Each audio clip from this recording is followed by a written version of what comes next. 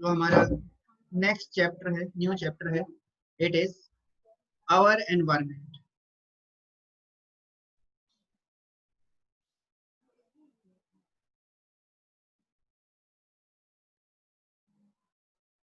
Our environment, यदि जो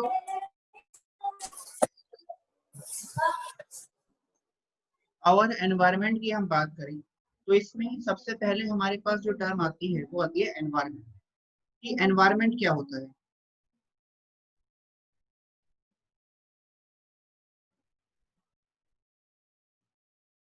environment, तो एनवायरमेंट का मतलब है, एनवायरमेंट की अगर हम बात करेंगे, एनवायरमेंट का मतलब है कि यदि हम जितनी भी हमारे आसपास बायोटिक और एबायोटिक चीजें हैं उन सभी को हम जोड़ दें, यानी कि एबायोटिक फैक्टर, बायोटिक फैक्टर।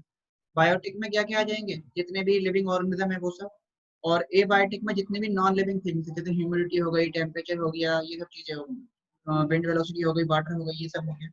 तो इन सब को अगर हम सम कर दें, एक साथ अरेंज कर दें, तो सबको सम करने पर, सारी कंडीशंस को ऐड करने पर हमारे पास जो आएगा, सम टोटल होगा इन सब का, वो बनेगा environment.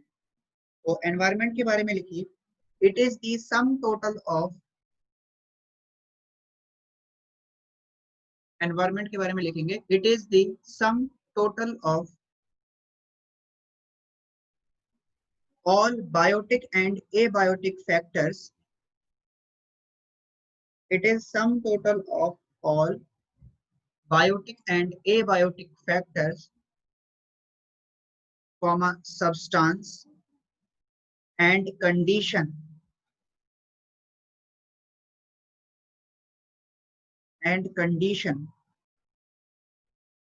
is called environment, is called environment. और एनवायरमेंट को स्टडी करने के लिए हमारे पास साइंस की एक ब्रांच आती है जिसे हम बोलते हैं इकोलॉजी। इकोलॉजी, इकोलॉजी की अगर हम बात करेंगे तो इकोलॉजी बायो की एक ऐसी ब्रांच है जिसमें हम क्या करते हैं, ऑर्गेनिज्म का ऑर्गेनिज्म के साथ और ऑर्गेनिज्म का एनवायरनमेंट के साथ जो रिलेशनशिप है उसको स्टडी करते हैं। मतलब इसे हम क्या करते हैं, ऑर्गेनिज्म ऑर्गेनिज्म के रिलेशनशिप को और ऑर्गेनिज्म और एनवायरनमेंट के रिलेशनशिप को स्टडी करते हैं।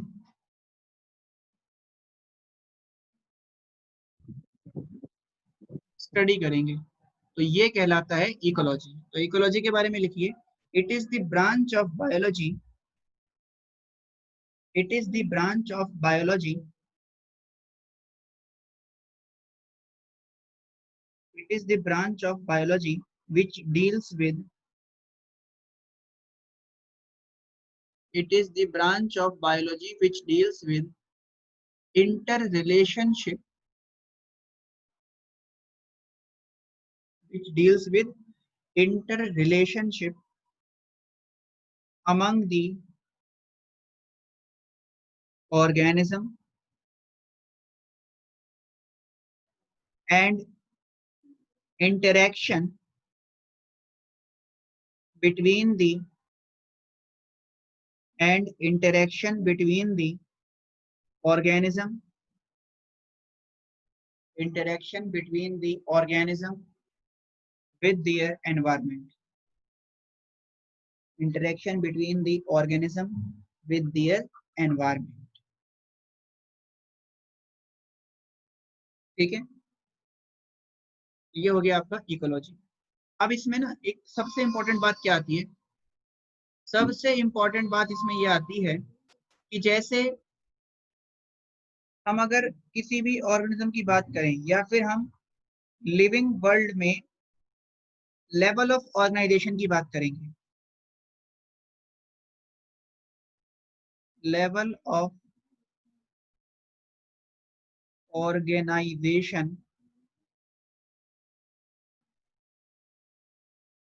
इन लिविंग वर्ल्ड, लिविंग वर्ल्ड में अगर जो लेवल ऑफ ऑर्गेनाइजेशन को समझेंगे तो इसमें हमारे पास क्या आएगा, इसमें सबसे पहले तो मॉलिक्यूल्स बने, ये आप उसमें पढ़ चुके हैं इवोल्यूशन में, है ना। पहले बायोमोलिक्यूल्स बने थे, मॉलिक्यूल के कंबाइन करने से क्या बनी, सेल बनी, सेल के कॉम्बिनेशन से क्या बना,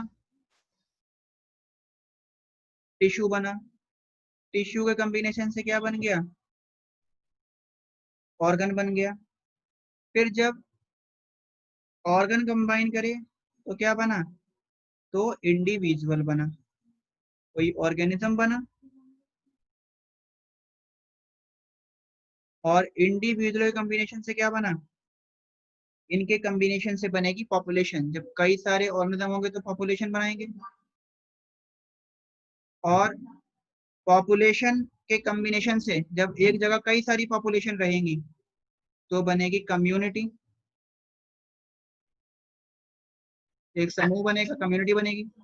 और कम्युनिटी जब इकट्ठी हो जाएंगी तो बनेगा इकोसिस्टम, और जब कई सारे इकोसिस्टम मिल जाएंगे तो बनेगा बायोम, और जब कई सारे बायोम मिलेंगे तो बनेगा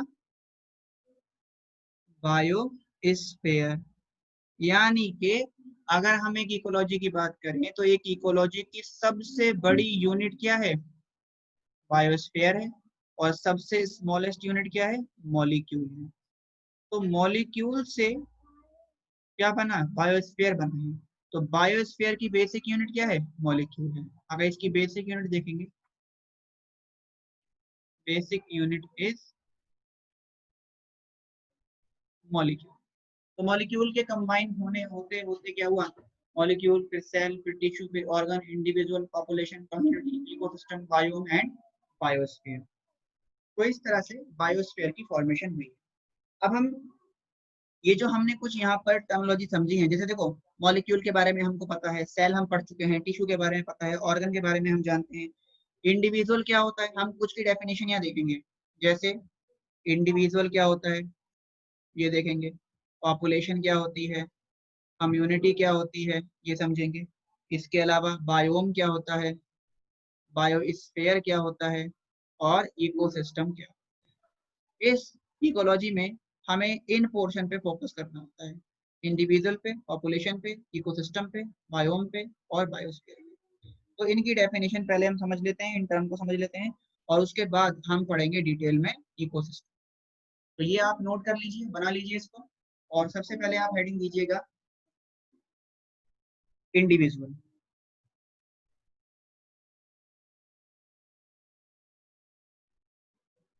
डन, बना लिया सबने ये,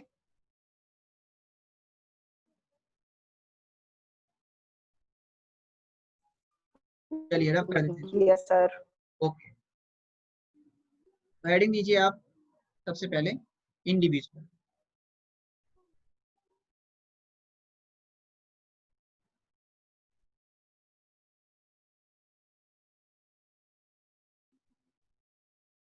इंडिविजुअल के बारे में लिखते हैं सबसे पहले। इंडिविजुअल क्या है, लिखिए, it is the basic level of ecological hierarchy. It is again. The, हाँ कर रहे हैं, it is the basic level of ecological, is the basic level of ecological hierarchy.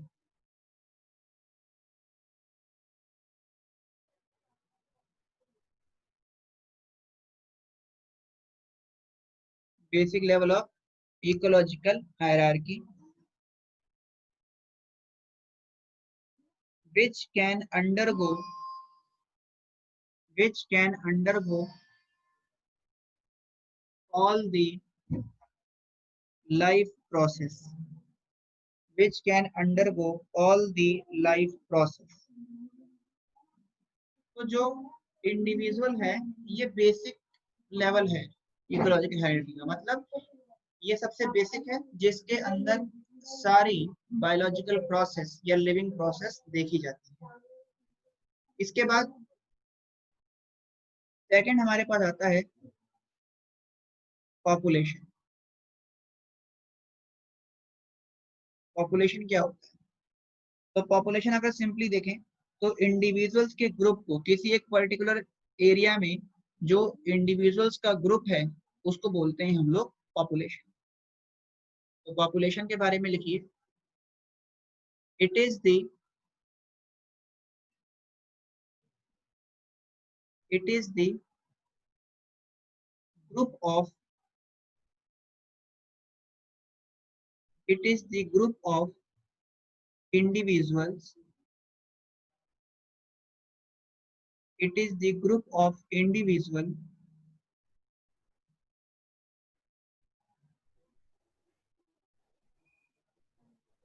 it is the group of individual in a particular it is the group of individual in a particular geographical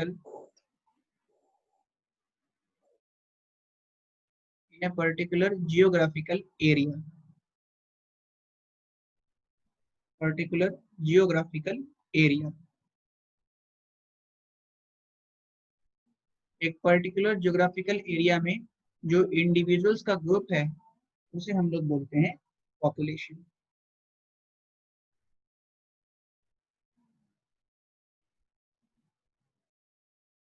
ठीक है जी, तो ये हो गया आपका population. Population के बाद next जो टर्म हमें समझनी है वो है community.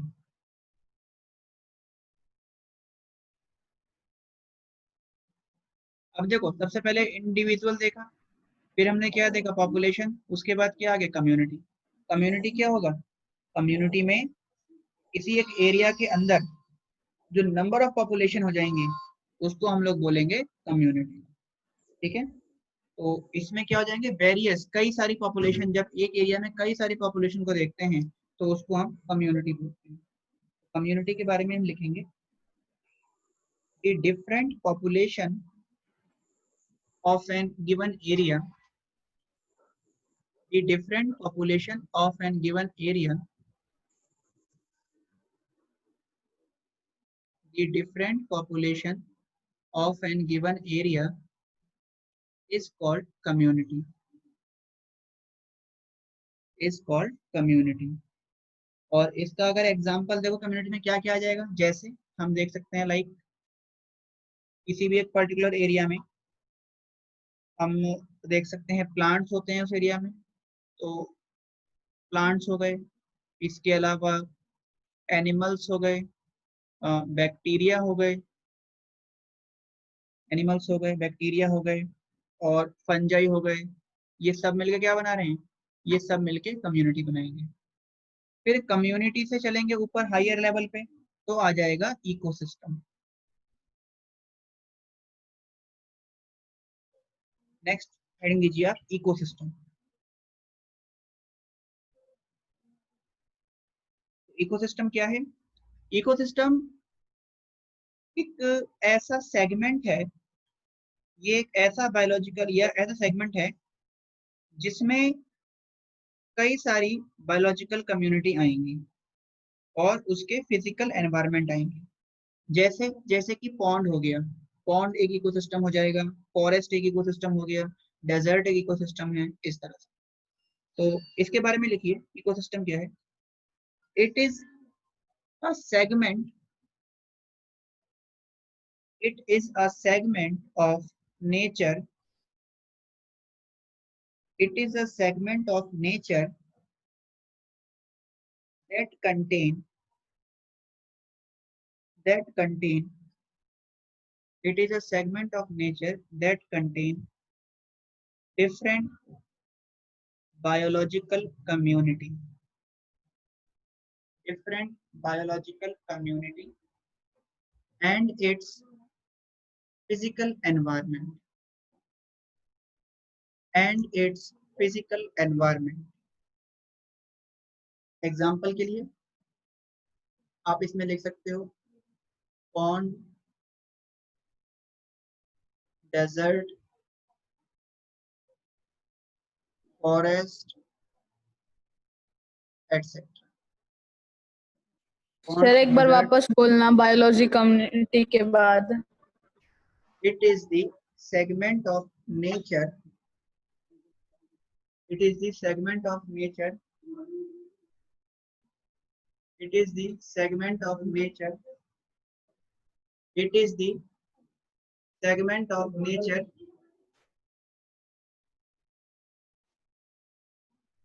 it is the segment of nature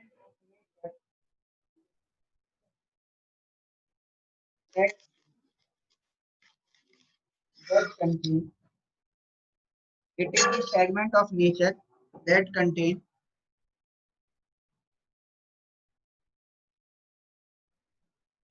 different biological communities, that contain different biological community,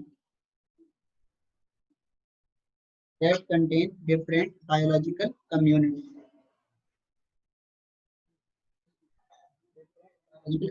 example के लिए लिख लीजिए पॉन्ड, डेजर्ट, फॉरेस्ट। तो ये हो गया इकोसिस्टम। अब देखिए इकोसिस्टम के बाद आगे अगर हम बात करें तो नेक्स्ट हमारे पास में आ जाएगा फिर बायोम। नेक्स्ट टर्म है बायोम।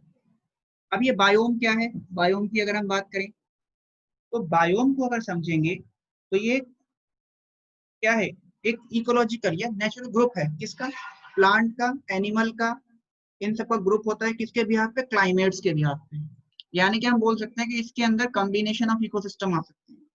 तो बायोम के बारे में लिख लीजिए, it is a natural, it is a natural ecological grouping of, it is a natural ecological grouping of plants and animals on the basis of climates, on the basis of climates। Next देखिए, next आता है हमारे पास में, sir एक बार फिर से बोल। it is the natural ecological grouping of, it is the natural ecological grouping of plants and animals on the basis of climate, on the basis of climate। इसका एग्जाम्पल अगर देखेंगे ना तो इसका एग्जाम्पल जैसे किया जाएगा टुंड्रा, आर्कटिक टुंड्रा हो गया, ठीक है। ये सारे क्या है, बायोम्स हैं। फिर बायोम्स के बाद और अगर हम उसको कंडेंस करेंगे या और कंबाइन करेंगे तो हमारे पास आएगा बायोस्फीयर। और बायोस्फीयर तो आपको पता ही है, ये जोन होते हैं, जोन कंटेनिंग लैंड होते हैं, या जोन कंटेनिंग वाटर, या जोन कंटेनिंग एयर। जैसे जब हम ओशन में जाएंगे, समुद्र में जाएंगे, तो समुद्र में हमें अलग अलग लेवल मिलेंगे, अलग अलग जोन मिलेंगे, तो वो क्या है, डिफरेंट बायोस्फीयर हो गए।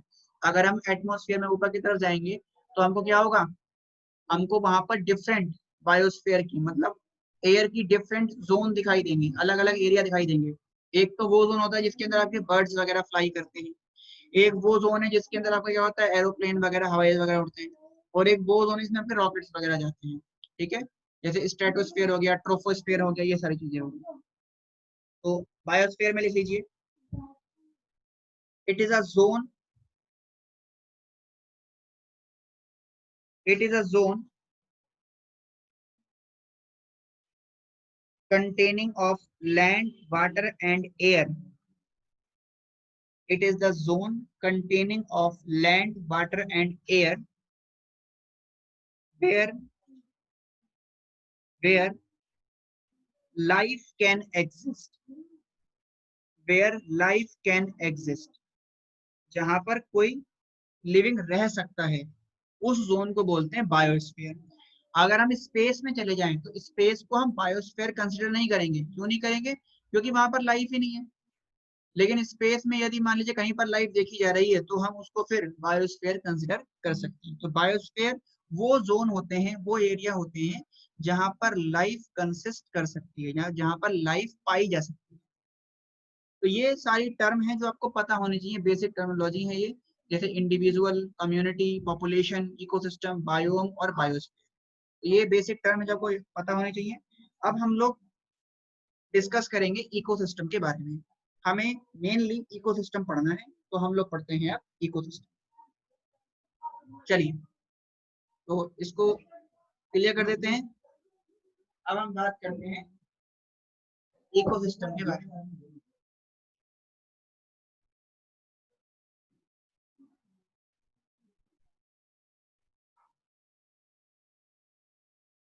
इकोसिस्टम, इकोसिस्टम क्या है, डेफिनेशन हम लोग समझ चुके हैं इकोसिस्टम की, पहले ही हमने पढ़ लिया है।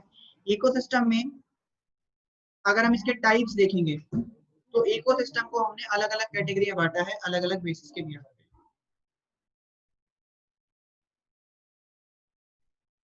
टाइप्स ऑफ इकोसिस्टम, तो इकोसिस्टम को अलग अलग कैटेगरी में बांटा गया है, जिसमें सबसे पहला जो क्लासिफिकेशन है वो है on the basis of nature के बिहार पे। पहला है जो इकोसिस्टम है, इसको हमने दो कैटेगरी में बांटा है, और इसका बेसिस क्या है, बेसिस है नेचर। नेचर के बिहार पे इकोसिस्टम को हमने दो कैटेगरी में बांटा, जिसमें एक आता है आपका नेचुरल इकोसिस्टम और दूसरा आता है आर्टिफिशियल इकोसिस्टम। नेचुरल इकोसिस्टम और दूसरा है हमारा आर्टिफिशियल इकोसिस्टम। अगर जो नेचुरल इकोसिस्टम की हम बात करें तो नेचुरल इकोसिस्टम में क्या होगा, इकोसिस्टम जो कि नेचर के द्वारा जनरेट होता है, इसको नेचर अपने आप ऑपरेट करती है, ये मैन मेड नहीं होता। ठीक है, तो इसको बोलते हैं हम लोग नेचुरल इकोसिस्टम। इसके एग्जांपल अगर देखेंगे तो इसमें आ जाएगा आपका डेजर्ट हो गया, इसके अलावा आपको फॉरेस्ट हो गया और ओशन हो गया। ये सब क्या है, ये नेचुरल इकोसिस्टम है, नेचर में अपने आप बनते हैं और नेचर ही इसको मेंटेन करता है। आर्टिफिशियल इकोसिस्टम वो होते हैं जो मैन मेड होते हैं, जो मैन के द्वारा बनाए जाते हैं, ये कहलाते हैं आपके आर्टिफिशियल इकोसिस्टम। ठीक है, और आर्टिफिशियल इकोसिस्टम का अगर आप एग्जांपल देखेंगे तो क्या हो जाएगा, इसमें आपका एक्वेरियम हो गया, एक्वेरियम हो गया, इसके अलावा गार्डन हो गया, तो ये क्या है, आर्टिफिशियल इकोसिस्टम। तो इनके डिफरेंस लिखेंगे हम लोग। पहला क्लासिफिकेशन आप बनाइए इकोसिस्टम का, और डिफरेंस बॉक्स में इस तरह से बनाएंगे नेचुरल और आर्टिफिशियल। और सबसे पहले नेचुरल इकोसिस्टम में लिखेंगे, लिखिए these are the ecosystem, these are the ecosystem which are operated by, these are the ecosystem which are operated by, which are operated by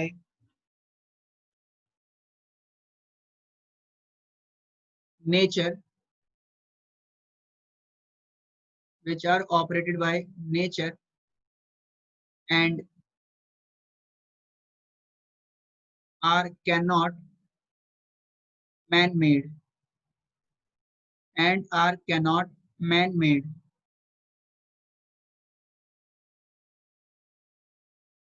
ठीक है, ये मैन मेड नहीं होते। इसके एग्जाम्पल आप लिख लीजिए, आपके सामने है डेजर्ट, फॉरेस्ट और ओशन। एक लिखिए, अब आर्टिफिशियल में लिखेंगे,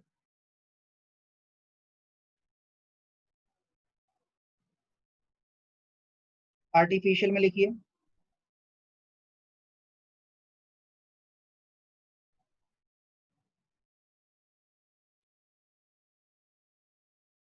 these are man-made ecosystem, these are man-made ecosystem and maintained by, these are man-made ecosystem and maintained by by us, maintain by us. इसमें एग्जांपल लिख लीजिए, एक्वेरियम, गार्डन, एटसेट्रा। सर एक बार रिपीट कर दो, आर्टिफिशियल इकोसिस्टम। ठीक है, these are man made ecosystem, these are man-made ecosystem and maintained by us. These are man-made ecosystem and maintained by us. Example लिख लीजिए आप इसके, garden, aquarium, etcetera.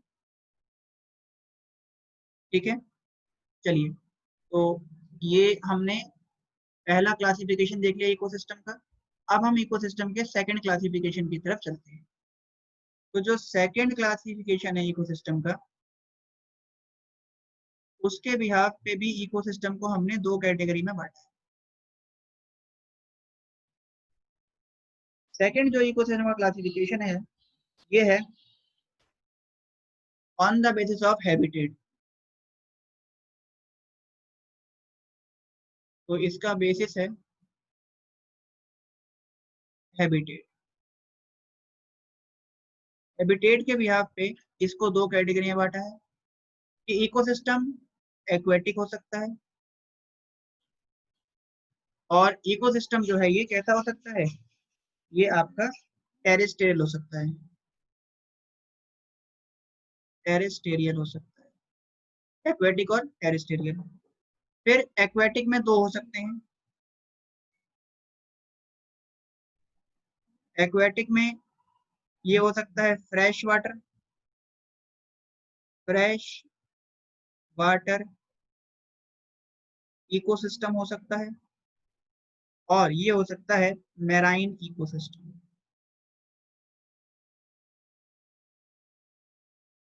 Fresh water हो सकता है, मैराइन हो सकता है। एग्जाम्पल अगर देखेंगे इसका, तो फ्रेश वाटर में आपके पास आ जाएगा रिवर, रिवर हो जाएगा, लेक हो जाएगा। मैराइन में आपके पास आ जाएगा ओशन, हो जाएगा, या सी बोल देते हैं। और इसमें एक आपका, हाँ ये होगी, ठीक है। और टेरेस्ट्रियल में क्या आ जाएगा आपके पास, टेरेस्ट्रियल जो लैंड पे देखा जाएगा। और इसमें आपके पास एग्जाम्पल आ जाएगा क्या, फॉरेस्ट आ जाएगा, डेजर्ट आ जाएगा, फॉरेस्ट हो गया, डेजर्ट हो गया, और ग्रास लैंड हो गया। ठीक है, ये सारे हो गए आपके टेरेस्ट्रियल इकोसिस्टम। तो ये सेकंड क्लासिफिकेशन बना लीजिए आप। इसके बाद थर्ड अगर हम देखेंगे, थर्ड क्लासिफिकेशन जो इकोसिस्टम का है, उसके बिहाफ पे इकोसिस्टम को दो कैटेगरी में बांटा गया है, और ये है साइज के बिहाफ पे। इकोसिस्टम फिर दो कैटेगरी में बांटा गया, और इसका बेसिस है साइज। साइज के बिहाफ पे इकोसिस्टम दो तरह के हो सकते हैं। एक हो सकता है स्मॉल इकोसिस्टम, स्मॉल इकोसिस्टम, और जो लार्जर साइज का रहेगा वो कहलाएगा लार्ज इकोसिस्टम। स्मॉल इकोसिस्टम और लार्ज इकोसिस्टम। स्मॉल इकोसिस्टम में आ जाएगा जैसे फ्लावर पॉट हो गया,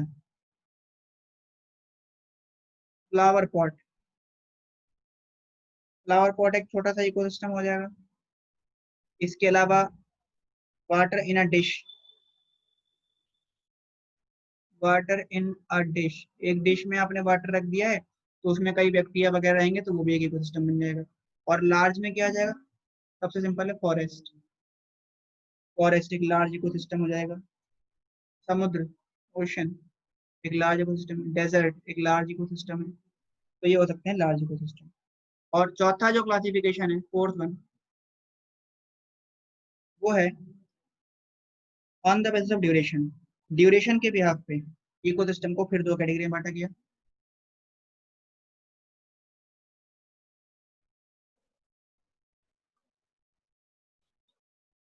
इसका बेसिस है ड्यूरेशन। ड्यूरेशन के बिहाफ पे दो तरह का इकोसिस्टम आपका, और कौन कौन सा हो सकता है, एक हो सकता है टेम्पररी इकोसिस्टम, जो थोड़े से टाइम के लिए रहेगा।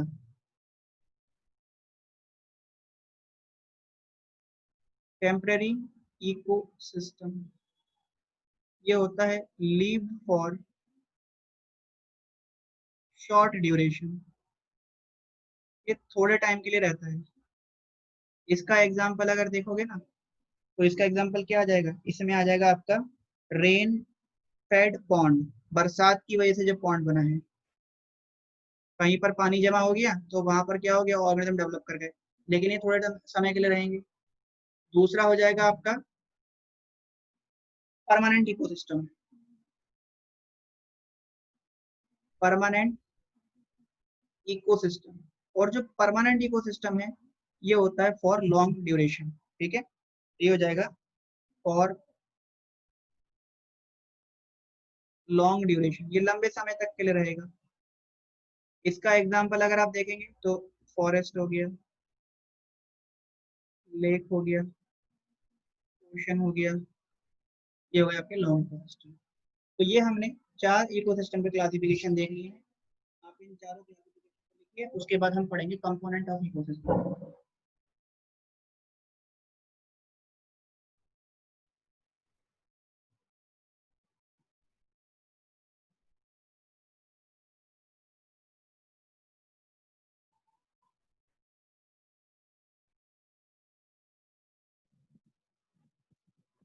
सर तो बोलो। सर इसमें आपने स्मॉल इकोसिस्टम में एग्जांपल में वो ट्री ने क्या लिखा है? डिश, डिश, जैसे आप ना एक वो लीजिए, थोड़ी सी एक प्लेट ले लो, उस प्लेट में पानी डाल दो और कुछ टाइम के लिए छोड़ दो, तो उसमें कुछ ऑर्गेनिज्म, माइक्रोब्स वगैरह ये सब ग्रो कर जाएंगे, तो वो भी एक इकोसिस्टम है, जिसे बोलेंगे हम लोग स्मॉल इकोसिस्टम।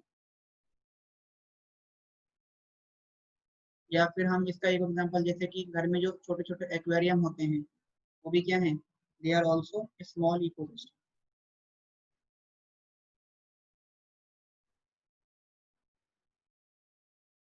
डन, ये बना लिया फ्लो चार्ट आप सभी ने, लिख लिए हैं सारे क्लासिफिकेशन।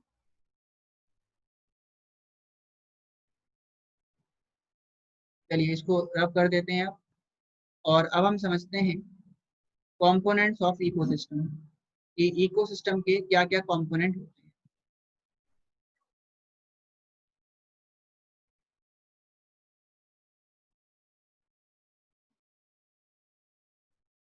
नेक्स्ट हमारे पास टॉपिक होता है कंपोनेंट्स ऑफ इकोसिस्टम, एक इकोसिस्टम के क्या क्या कंपोनेंट हो सकते हैं।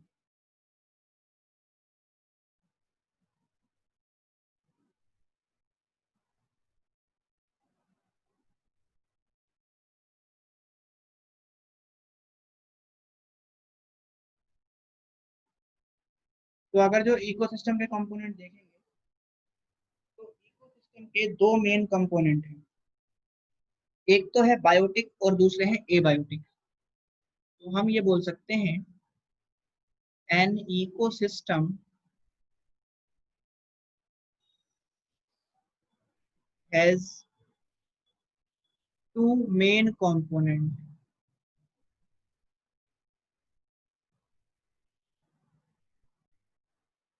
that is biotic and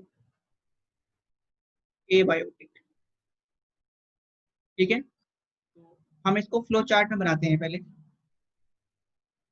जैसे ये हुआ एक इकोसिस्टम, और इस इकोसिस्टम के दो कंपोनेंट हमें देखने को मिले,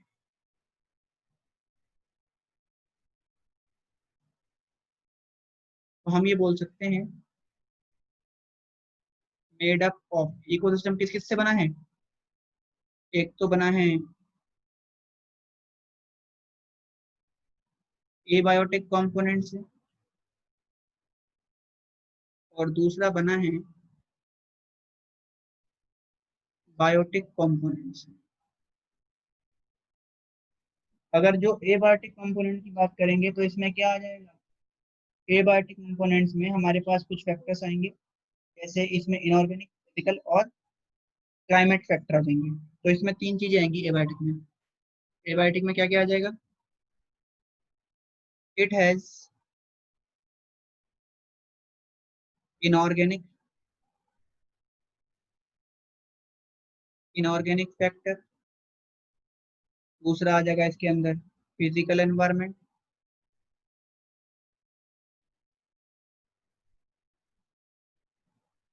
और तीसरा आ जाएगा इसमें क्लाइमेटिक फैक्टर।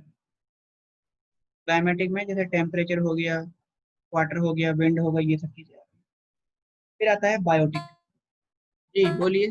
जी जी बोलिए।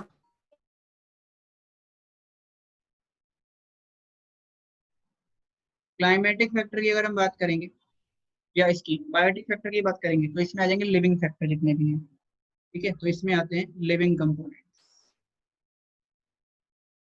और लिविंग कंपोनेंट्स में क्या क्या आ जाते हैं, इसमें हमारे पास आ जाएगा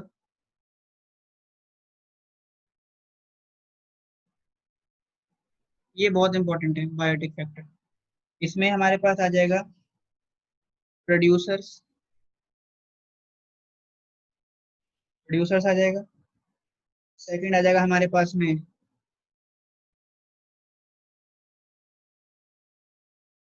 कंज्यूमर्स, और थर्ड हमारे पास में आ जाएगा डिकम्पोजर्स।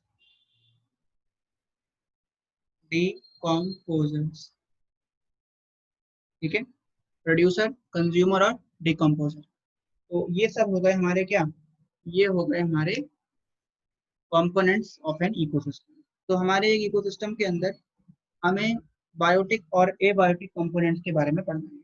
तो आप ये फ्लो चार्ट बनाएं और उसके बाद सबसे पहले आप हेडिंग दीजिएगा एबायोटिक कंपोनेंट्स।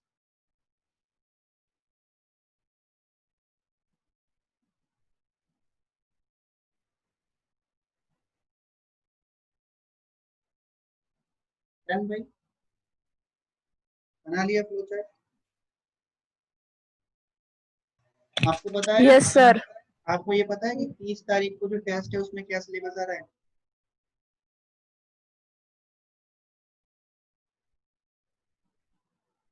30 अगस्त वाले टेस्ट में क्या सिलेबस है?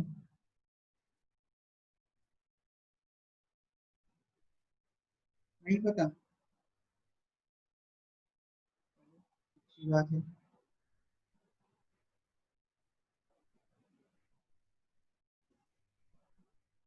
चलिए इसको रब करते हैं और आगे बात करते हैं।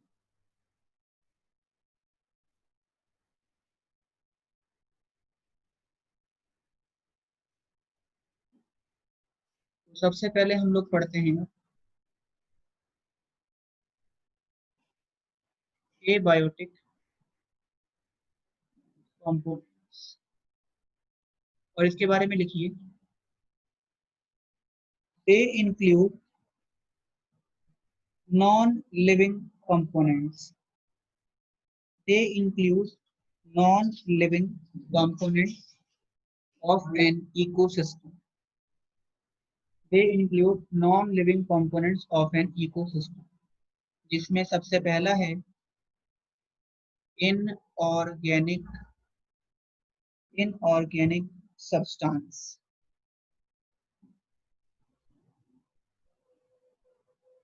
तो इनऑर्गेनिक सब्सटेंस में क्या क्या आ जाएगा, इसमें एग्जांपल लिख लीजिए।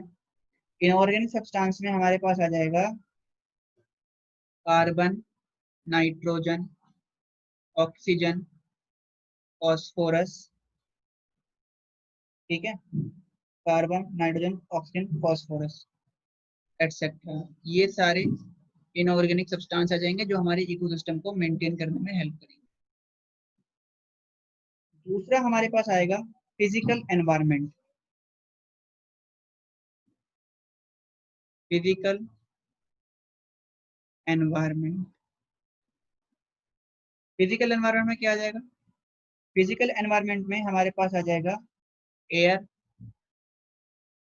वाटर एंड सॉइल, और तीसरा हमारे पास आ जाएगा क्लाइमेटिक फैक्टर।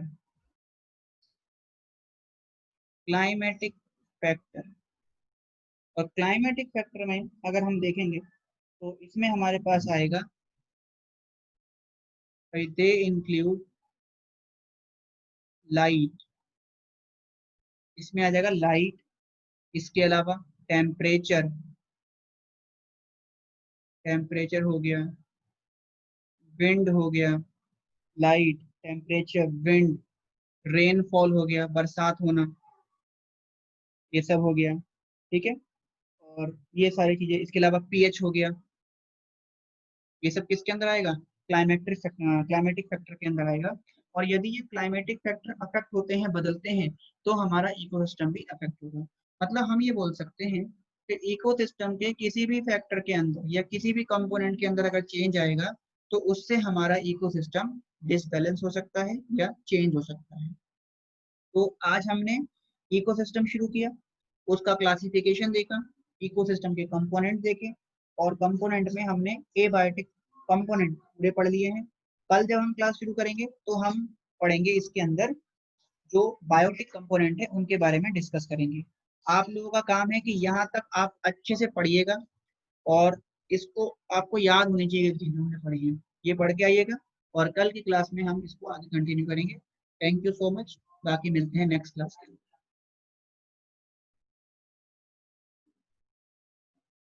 और इसका वीडियो लेक्चर भी आप लोगों को मिल जाएगा आपके ऐप पर।